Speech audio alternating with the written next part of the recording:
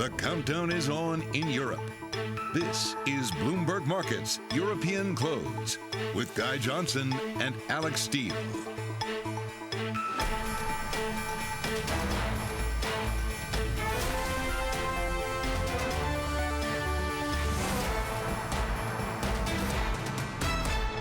Friday the 20th, 30 minutes to the close. What do you need to know out of Europe this hour? Let me tell you. European stocks having their worst week since February.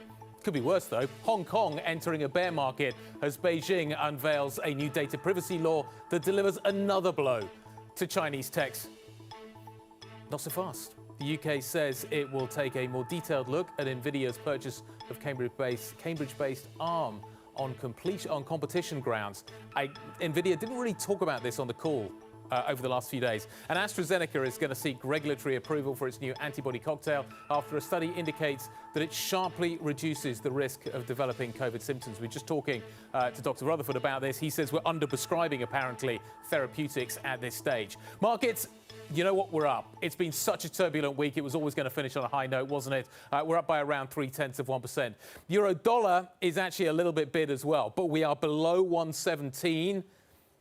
In terms of the technical setup, it looks quite troubling. We'll talk more about that in just a moment, Alex, with Kit Jukes. Yeah, you know, where the equity pain lies, that's what I wanted to kind of examine right now at the 11 o'clock hour on a Friday, and the answer is nowhere. So one area that you definitely think would continue to get hit today would be the Golden Dragon China Index, and that's the Chinese listed ADRs here in the U.S. You had Alibaba, another record low. You had the majority of Chinese equities just like taken out to the woodshed, particularly if you're a technology sector. Yeah, we're up by 0.3% today. So definitely a buy the dip feel despite more regulation and oversight coming down from the Chinese government. Russell 2000, terrible, terrible week. Longest sell-off since February. Now we're up by 0.6%. Dollar index still up by 0.2, but we are definitely off the highs this session, as you mentioned, with the euro getting a little bit of ground. Copper got pummeled, weaker Chinese data, stronger dollar, yet that's up by over 2%. I just wonder, like, how much of it is we'd had a lot of carnage this week. You're going to go in, you're going to retake some positions if you've sold any, maybe a little short covering somewhere, and then go into the weekend and then see where we are for Jackson Hole. Kind of feels like that's the setup, doesn't it, today? It does, yeah. After such a turbulent week. People battening down the hatches, maybe ahead of the storm. Let's dig in a little deeper into what we've seen this week. The dollar has been at the epicenter of the action. Kit Jukes, SocGen's chief FX strategist, joining us now. Kit, it's been bid for the dollar all the way through the week, and I'm wondering whether the taper tantrum is showing up in the dollar. How much more is there in the tank? There's some. It depends which ones you're looking at. In the sense that the euro's going down very slowly, incredibly slowly, really, sort of edging ever lower. And I think that's going to be slow and not go that much further. But the flush out in some of the commodity sensitive and the most growth sensitive currencies, that's a big flush out. So things like the Australian dollar, Canadian dollar, Norwegian krona, some of the emerging market currencies, Brazilian real, South African rand, that we've had a big wash out of those. Everything's exaggerated because it's the middle of August. That's always the way the foreign exchange market, when it's illiquid, can have outsized moves. Mm-hmm. What we've done is we flipped from a stronger dollar story on a rates argument and a taper argument very much to a weaker commodity story, weaker global growth story, Delta variant story, and China story very quickly, and that's where we are. Sorry. So, Kit, does that mean that we're on the U.S. dollar as a safe haven trade side of the smile? Is that what you're saying? We are at this point. I mean, again, within the context of what we're doing is reversing some gains in things like the Australian dollar from earlier. But yes, we are. I think today, this week, that's very much where we are, and it can last for a week or two. Because if I look at the commodity market, since you were talking about it. Commodities have not corrected anything like as much as the foreign exchange move has. So there may be further to go in oil, in copper, in the short run, if these growth concerns remain around. So I certainly wouldn't fade the dollar move. I think what could continue to happen is that euro dollar, dollar yen remain pretty slow moving animals in the background. Can I ask you a question? Talking about slow moving animals, there's been a lot of noise around China this week. We're talking about redistribution. We're pushing back very heavily on the tech sector. There's been a lot of noise in equities, but not much in FX. Why hasn't the Chinese currency moved to reflect what looks like a fairly big shift in the way that the Chinese Communist Party wants to run the country? I think because it would get in the way if it were to. I don't think there's any advantage domestically or externally to the Chinese of letting the currency weaken faster. You've got to remember when dollar yuan was heading down through 650, there was a great sense of how much further could this go. It didn't go anywhere near as much as you'd have thought some of the fundamentals justified on that basis. Coming back up, moving much less than it might. So at the moment, it's a source of stability. I watch it every day. That's the first thing I do when I wake up in terms of whether that's going to accelerate. Certainly, if you left it to itself, I suspect it would weaken a bit more than this right now. But it's being kept on a very tight leash. Hey, Kit, we have Robert Kaplan of the Dallas Fed right now. He is speaking at an online event. I just want to read you some of the headlines. It looks ahead to Jackson Hole, too. So he's watching the impact of Delta variant on GDP carefully. Okay, he still sees the GDP for this year coming in around 6.5%.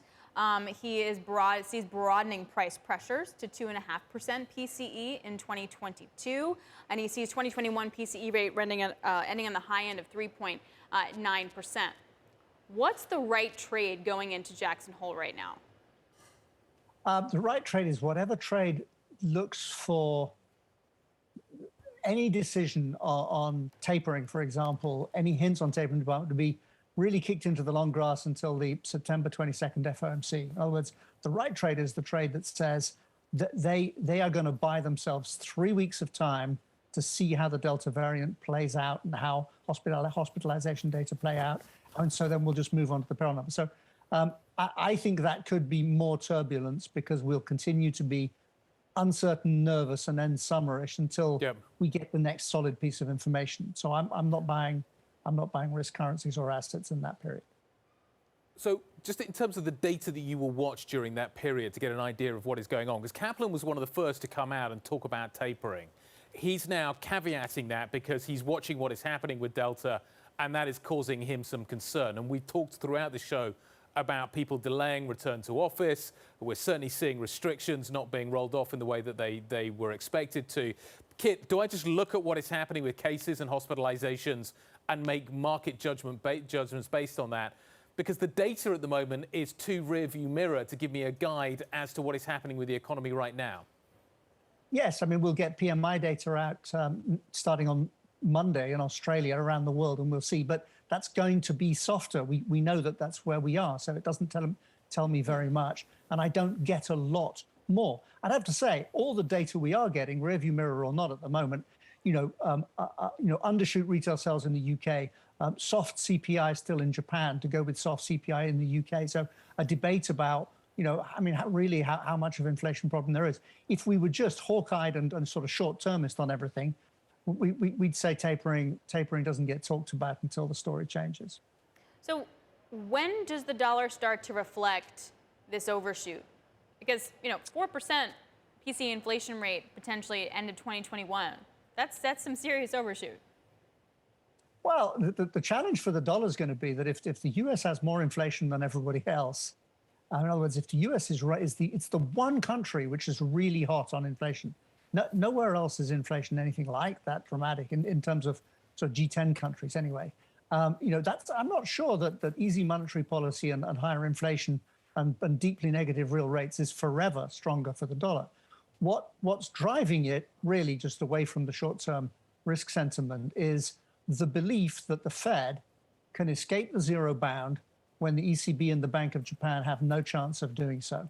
So when does that change? That changes when either we think the Fed might not escape, or if they escape, it's a paltry escape because that they lose control of things. But otherwise, I think the dollar, to my mind, it can kind of range trade in a broad way. It can be choppy from that, or for the next 3 months. But there's there's potentially a bigger move as we really focus on rates. I'm going to try and get you to answer the question that you posed in your note this morning, right at the end. How long can a relatively high inflation rate be good for a currency? Is there an answer to that? Yeah, one monetary policy cycle. In other words, the central bank has to step up to the plate. Otherwise, you just get more and more uncompetitive, and you don't persuade investors to come to you, even if you're the dollar. So the Fed has to step up to the plate to keep the dollar strong. All right, Kit, really good to see you. Happy Friday to you, Kit Jukes, SocGen Chief FX strategist. Robert Kaplan now saying that supply-demand issues will get resolved, but will persist. So that inflation overshoot question remaining. All right, coming up, you got China's ramping up scrutiny on new industries. We're going to have more on how it's impacting global equities. Freddie Late, Latitude Investment founder and CIO, will be joining us next. This is Bloomberg.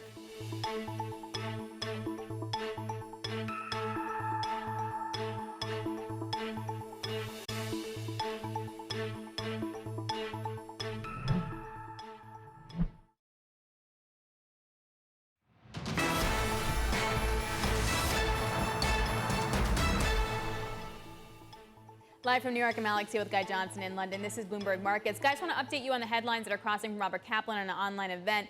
Talking more about the labor market now. He does see PCE inflation hitting about 3.9% on the high end by the end of this year. He also says that labor supply-demand issues will be with us for a long time, and he hopes meaningful percentage of care workers will return. So it still feels like a lot of wishy-washiness in terms of how the Fed's looking at the job market. There's still a lot of softness left. Yeah, he's basically talking about, I think he's talking about a tight but problematic labor market here. Labor supply demand issues will be with us for quite some time. I wonder there he's talking not about a kind of wide output gap, i.e. we've still got a high level of unemployment, or talking about the fact that actually you are getting tightness in certain parts of the market, and as a result of which that's likely to be inflation. I'm assuming that's kind of playing in. This is the fear, though, for central bankers.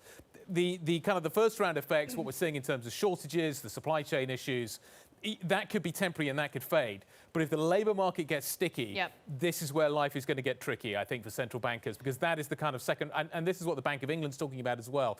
That is where things become more difficult to manage because people get used to that, and you can't, and it's harder to take away pay increases. Like a lot of this is being done on fixed pay, rather than kind of short-term bonuses. Yeah, he does see the jobless rate drifting down to 4.5% by year end, to your point. The other wild card that happened this week was the crackdown in China. It just keeps on continuing, this ball rolling of regulatory crackdown. Chinese companies listed in the U.S. are now on pace for their longest losing streak in more than a decade. And this is after Beijing now increases regulatory crackdown across various industries. This time it has to do with more with cybersecurity and companies moving their data or having data stored overseas. Joining us now is Ye Shi, Bloomberg's market reporter. Walk us through sort of the damage that's been done in Chinese equities as well as Chinese listed ADRs here in the U.S. this week. Yeah, hi. Thanks for having me. It's just a relentless selling in the Chinese ADRs and also in the tech space. We see the overseas, some of the big companies like Tencent and Alibaba, they are trading at the lowest valuation since their IPOs. It just tells you there's a lot of pressure, and a lot of investors just think because of the regulatory uncertainty, some of the Chinese companies are just no longer investable. Yi, just in terms of what comes next, are we done with this now? How much more is there still to come? It doesn't feel like this is over yet. China has made it clear that they are going to reshape the regulatory environment for the years to come. It's going to affect various industries. If you don't know what the regulatory environment looks like in the next 2-3 years, it's very hard for investors to predict what kind of earnings and revenues for the companies to have in the next few years. For example, what's the tax rate that is going to be applied? How much fees they can charge for customer in certain business? Are they still allowed to acquire competitors through mergers, acquisitions? And what about the VIE structures that a lot of these companies use to get listed in the U.S.? All these questions cannot be answered for the moment. Yeah, we're going to leave it there. Great stuff. Thank you very much indeed. A lot of uncertainty. And that is a problem here for Europe. Yi Shi joining us from Beijing on what is happening with the Chinese crackdown. Let's get more insight into what is happening here. Freddie Late, founder and chief investment officer at Latitude, joining us now. Freddie, I we've just been hearing about what's happening in China. Let's talk about the ripple effect into the rest of the world, particularly Europe. I look at the losses this week. Kering down by 17%, Burberry's down by 13%, Richemont's down by 13%, LVMH is down by 13%, Swatch is down by 12%. The ripple into European luxury stocks, into European miners from China has been really quite significant. Does what is happening in China change the calculus as to whether or not you want to put money to work in Europe? I think it does a little bit, yes. I think China's been one of the key engines of growth for Europe, both exporting and developing within the country. And so I think a lot of stocks where, Europe is famous, sadly, for an industry, for sectors and industries full of low growth stocks. And so when you find stocks that have succeeded in selling into China and tapping into that extraordinary growth of the last 10 years and hopefully the next 10, they're trading at very, very expensive multiples, in some cases justified if the growth comes through. But when you add in a higher level of risk premium, a higher level of regulatory uncertainty. And I think what's coming through from Beijing at the moment is very meaningful and should and could directly impact both the operations of the business and also the valuations attributable to them. It does make investing in China-led stories much, much more difficult for the near term. Which is so confusing, Freddie, because you also, though, need exposure to China in some capacity because it's going to have a lot of money going into certain sectors. The consumer is still a story there as well. If you have this wealth redistribution, arguably the middle class will do even better. So, Freddie, what do you buy? What do you sell on that? Well, I think it depends. I think, how much do we, the Chinese government's come out and said, we do not believe we need to look after the interests of local shareholders or international shareholders. And they are making their decisions around a larger, longer term economic plan, which may or may not have a huge amount of wisdom in it. But at the moment and in the near term, they don't seem to be paying any attention to the shareholders' interests. And so it's very difficult to say with any certainty. Yes, it's quite clear that the economic plan in China is working and the middle class is urbanizing and indeed the lower classes are becoming more middle class. But to actually get exposure to that as an international investor is now not that straightforward and comes with an enormous amount of risk. So perhaps it's one to leave aside and say, there's growth pockets elsewhere. There's other sectors in the developed market that are growing just as fast as the China story. But I can hold that for the longer term with confidence. And that's what we've been doing. Freddie, just in the near-term price action, what did you make of this week? Did it change your thinking in any shape or form? Equities have been going up for a long time. Was this just an overdue correction, or is there something more fundamental here about what is happening with the Fed, what is happening with Delta, etc.? Yeah, I think the Delta variant and the sort of impact on growth expectations has probably been the main driver of the recent sort of weakness, combined with the fact that obviously we are likely to get the announcement about further QE tightening or the tapering coming either at Jackson Hole next week or at the FOMC in September. I think it's good to see small corrections in this market. It's the S&P is almost doubled from the bottom in March last year. It's been very, very strong. It's trading very richly. We're already this has been a difficult week, admittedly hardest week I think you just said since February, but the market in America is off about 2%. It's not yet what we used to think of as a meaningful correction. It's certainly nowhere near a bear market. So I think it would be reasonable to expect more downside volatility in the market and more meaningful correction as we have to adjust to, firstly, the Delta variant and the impact on growth, but also just the fact that this supercharging of growth that's come through from consumer demand is going to fade. And trying to time that and balance that and factor that into your analysis is very hard. And you're starting at a market price for perfection. So that sounds like you don't want to buy the dip, or at least you can't buy it yet. And I'm wondering if you ever want to buy the dip, where do you do that? I definitely think you can buy the dip. I think equities are a very attractive asset class. And the great thing about the markets at the moment is that when markets fall, there's so much ETF and index buying that so many stocks fall together. The really high quality businesses are on sale. I just basically saying I don't think the sort of 2, 3, 4% dip we've seen in the major bourses this year, this week, is enough of a dip. It's not a huge move yet. All right. But are you comfortable with markets at these levels, Freddie? Markets at these levels, if I was an index investor and I owned the market at this level, I would be cautious. I would be pretty nervous. I think on just about every metric, apart from relative to bonds, stock markets are overvalued and in their sort of 90, 95, 99th percentile, depending on your metric. And that's coming into a stage where it's more likely than not that yields and interest rates, i.e. the cost of capital, is about to rise. And the growth impulse we've just seen is going to slow. So, and liquidity growth is at least slowing globally. So I'd be nervous, but I do believe that from that point I mentioned earlier, there's a lot of very high quality businesses in the developed markets that are being completely undervalued and oversold still, in the most notably outside the tech sector. So our equity portfolio trades on under 15 times earnings.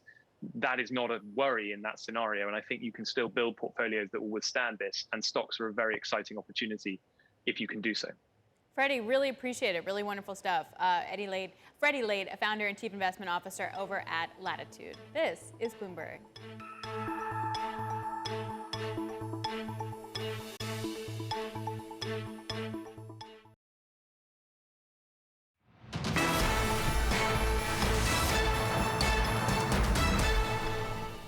We believe that the worst is past. It is very fluid. The chip shortage is going to run well into 2022. The chip shortage is also, which is driven by the capacity.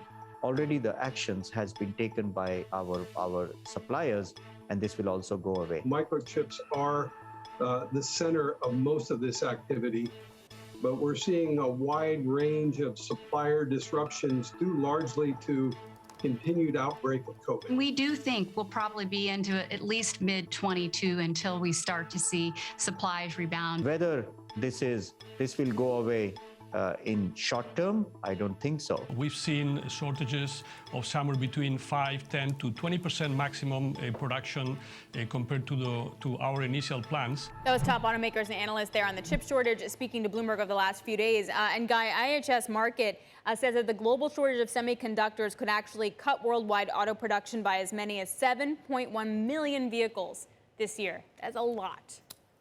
And Volkswagen is now saying that it is going to have to further delay production as well. I think as we come out of the summer, it's not going to be restarting fully at Wolfsburg. I think it's only going to be starting with the morning shift. And I do wonder whether or not this is actually a long-term kind of wake-up call as well for Germany more broadly. We're going to talk a little bit about the German election a little bit later on. Not going to take as many people to build electric vehicles. And I wonder whether or not actually the kind of the ructions that we're seeing at the moment could be an early indicator of the pain that Germany's going to feel further down the road. But at the moment, everybody's feeling it. Toyota this week, I was really surprised about. They've managed it really well so far. Even Toyota is now being affected. What was so interesting to me is that the market was so surprised by that. I understand that they were doing it better than others, and they had and they were able to manage it. But then the fact that the stock got hit so hard means that this kind of disruption and the length of it isn't yet necessarily priced in. Definitely will have a ripple effect. So particularly, obviously, for the DAX. Yeah. I actually genuinely thought your chart earlier was good, kind of the ripple effect into the precious metals market as well. It's whatever, dude. Okay. It's over. European closes next. This is Bloomberg.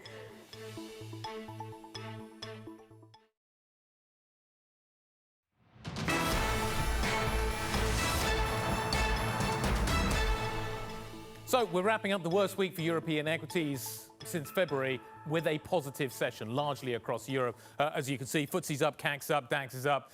Italy a little quiet, Swiss markets fairly flat as well. But after such a turbulent week, a little bit of a pause maybe this Friday to digest what has just happened. There's a number of factors into the mix today as to what is going on.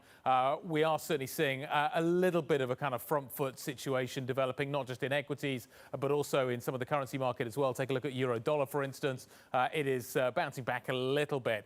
Got knocked below 117 yesterday. Today we're just picking up a little bit, as you can see, 116.81, but kind of going sideways, but at least slightly positive, or at least holding the line.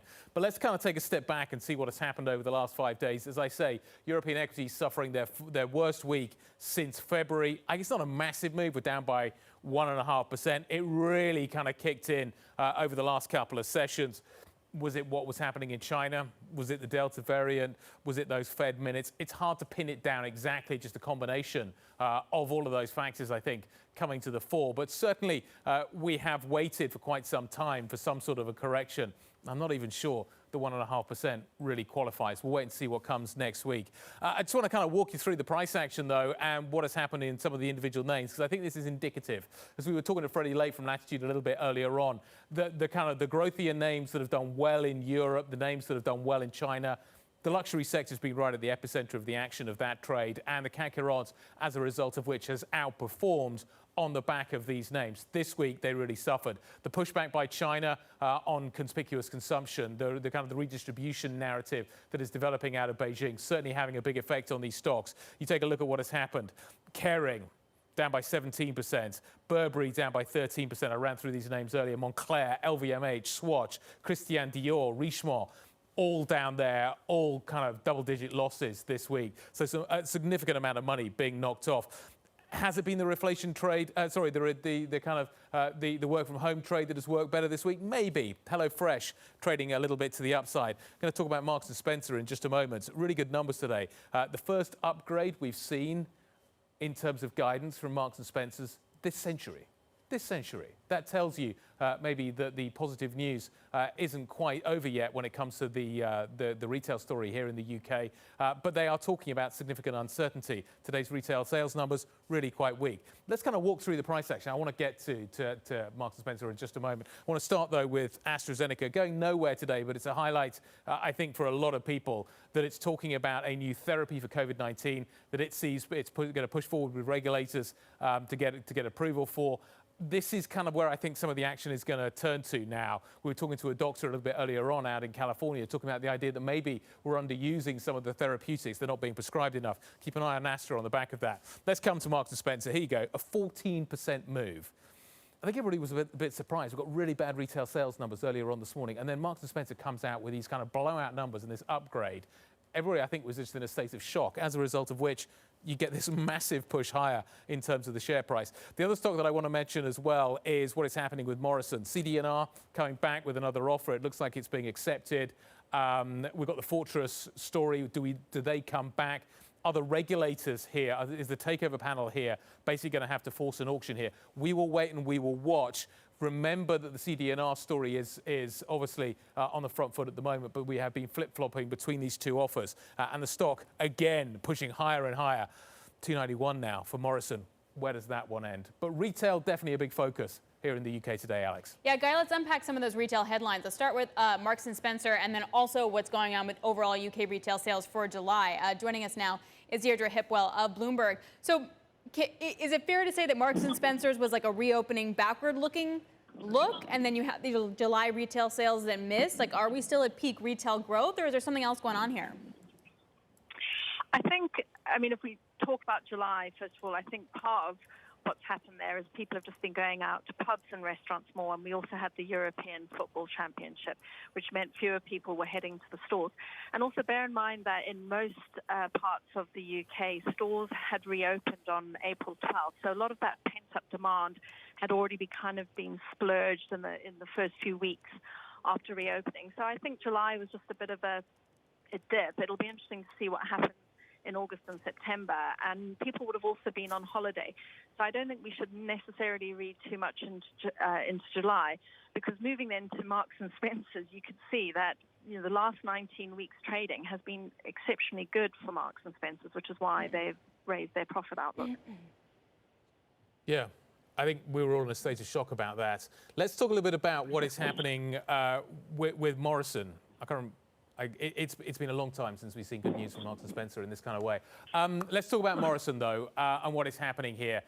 You've got CD&R raising their offer. We're waiting to see whether Fortress comes back. Clearly, they both see value here.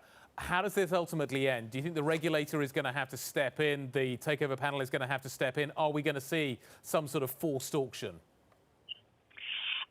It's possible. I mean, we saw that recently happen with Victura, the asthma drug maker, and the takeover panel requested an auction with Philip Morris and Carlyle.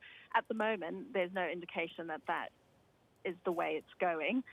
But one assumes that Fortress, if they are going to come back, and I think they will, they're probably going to do that sooner rather than later. And I think at that point, if they do come back, it might reach a point where the takeover panel will say, we need to accelerate this process, because this has been going on since about June 18th, which is a long time for a business to kind of deal with this type of disruption. And I imagine for the more than 100,000 employees at Morrisons, it could be quite a worrying time for them while they try and figure out what's happening to the business they work for. Deirdre, more consolidation there after it?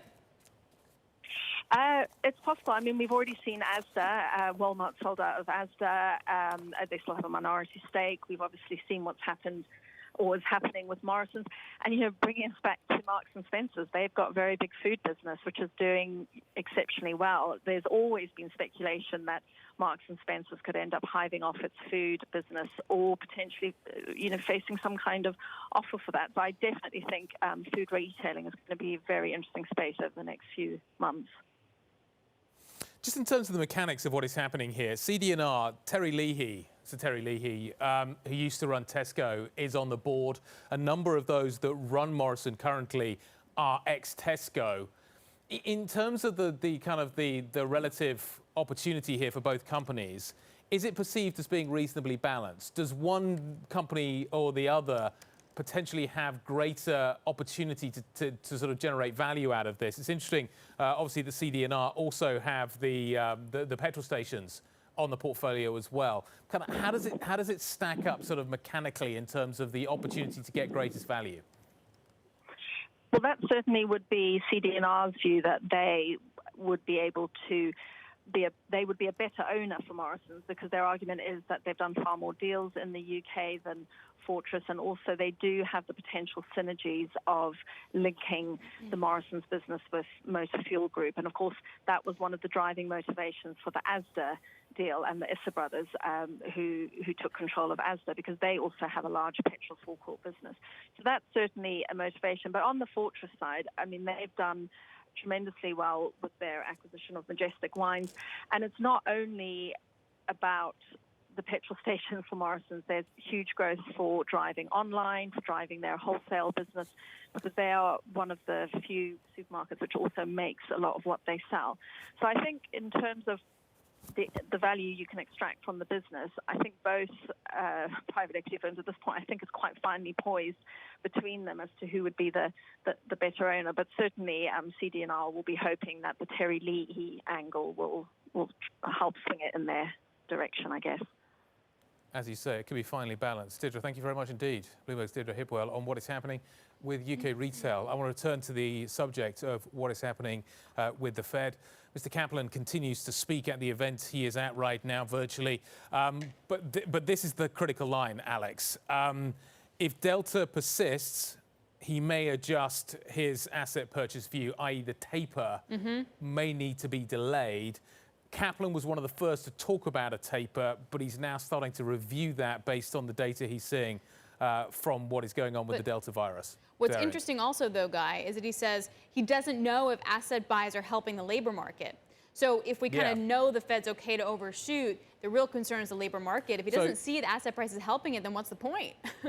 Well, we were talking about, I can't remember who I asked this question to, but this was certainly a topic that we were raising earlier on this week. The services side of the economy, I wonder whether it is less dependent on the rates market, i.e. if you are in capital goods, if you're in industry and you've got to invest, the interest rate really matters, and how you obviously discount that is a huge factor. In the services side, it's less relevant. So if you're looking for an industrial recovery, maybe those asset purchases, keeping rates super low, has a more meaningful impact. Yeah. I'm not sure, given what is happening with Delta, et cetera, whether you can force people back, whether interest rate, in fact, I know that's going to have zero impact on people's kind of, I'm going to go back to the office or go back to work in the bar or go back to work in the restaurant. So, yeah, I kind of understand that argument. And this is where I think we circle back to Delta and RTO and return to office.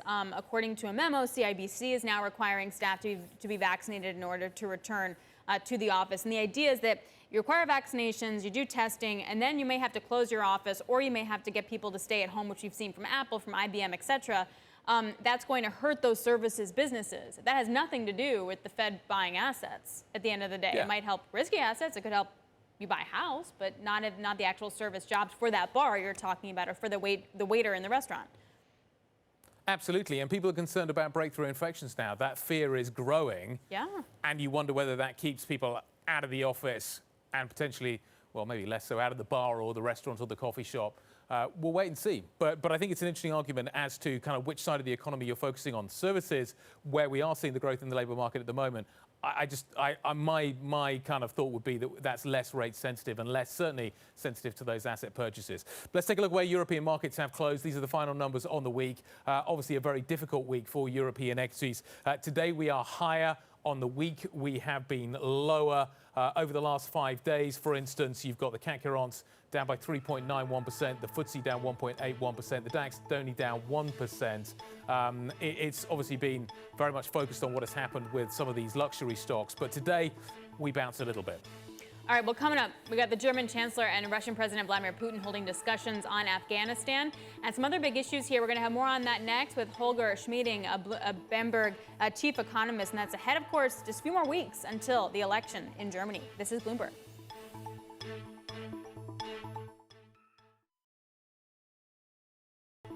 This is Bloomberg Markets European Close. You're looking at a live shot of the principal room. Coming up, Richard Johnson, Foot Locker CEO at 5 p.m. in New York, 10 p.m. in London. This is Bloomberg.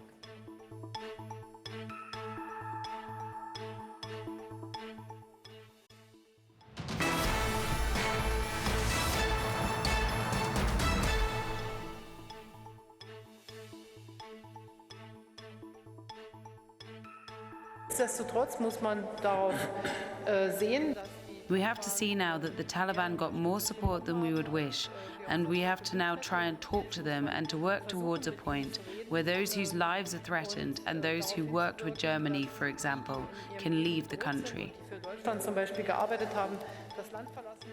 German Chancellor Angela Merkel speaking earlier alongside the Russian President Vladimir Putin in Moscow. This weekend she heads to Ukraine. Bloomberg's Maria Tadeo is here with the latest. Maria, walk us through what we got out of this trip. Obviously, everybody is watching carefully what is going on with Afghanistan. Germany feels like it's been wrong-footed by this. The fear of migrants is certainly growing. What do we learn about the way that we're going to be approaching this?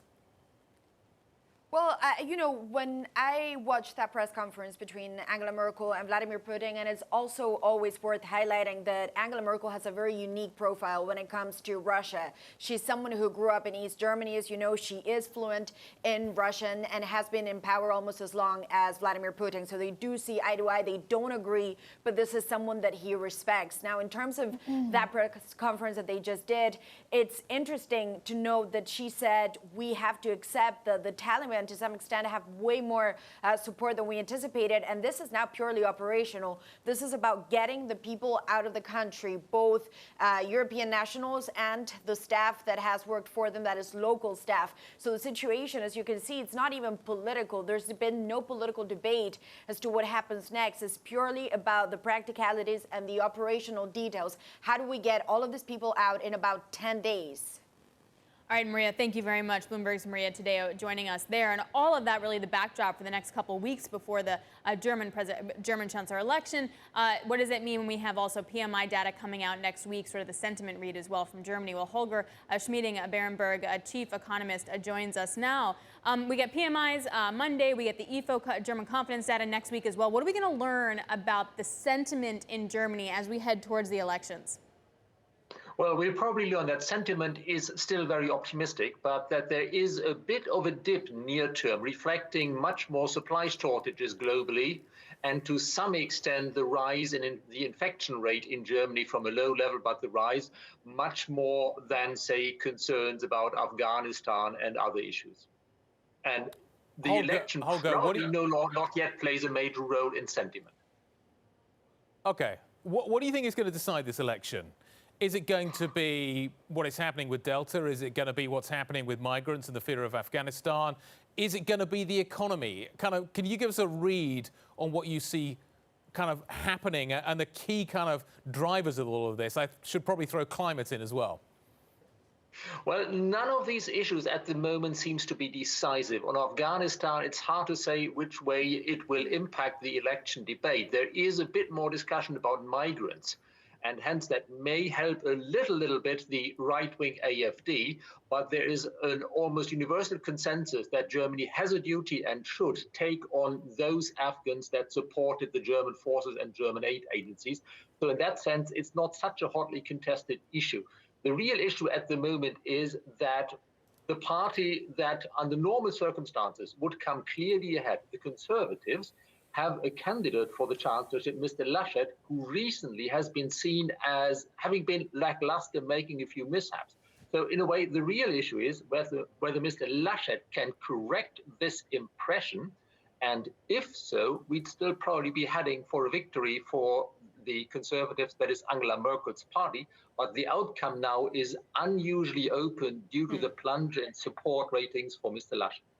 Either way, though, aren't we going to have some kind of coalition government at this point? In which case, how does that work when there's still so many unknowns, whether you're dealing with the climate, the Delta variant, vaccinations, boosters, and now Afghanistan and potential more refugees?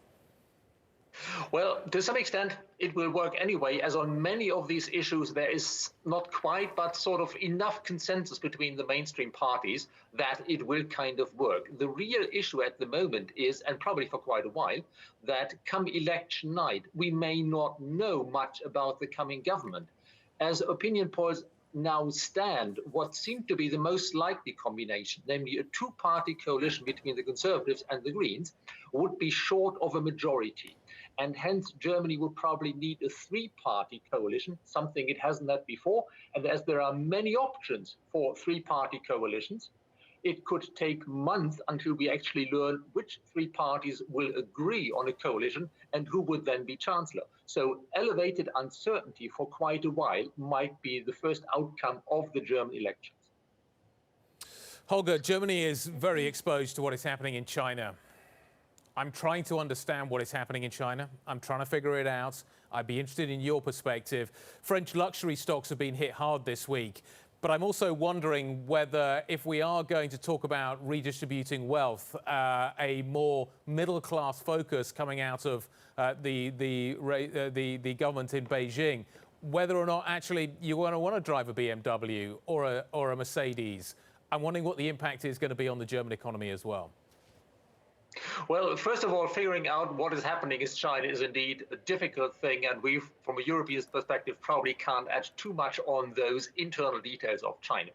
What we will likely see in China is, if the clampdown that is now happening on the tech sector, on some other sectors, or at least on some very big firms there, if that were to hurt not just capital markets, but the Chinese economic outlook, then the authorities would probably either relent to some extent or add a new stimulus, so that all in all, Chinese demand after the dip will likely remain robust.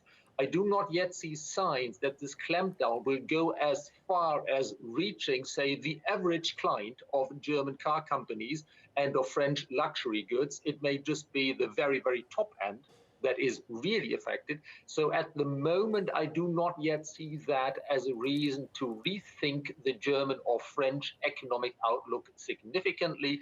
But China is often worth sort of a modest dip in markets and a modest dip in economic growth. It has happened before, and when it got a bit too strong, then China added stimulus.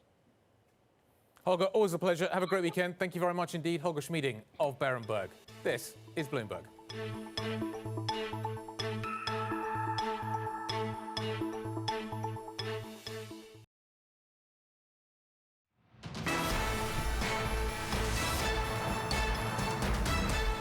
All right, Jackson Hole Symposium kicking off next week. The buzz around the event likely revolving around the taper. We've seen Kaplan talk today, sort of still worried about that Delta variant. Here's a preview. Bloomberg's international economics and policy correspondent, Michael McKee, who'll be going on a plane on Tuesday. What are we looking for?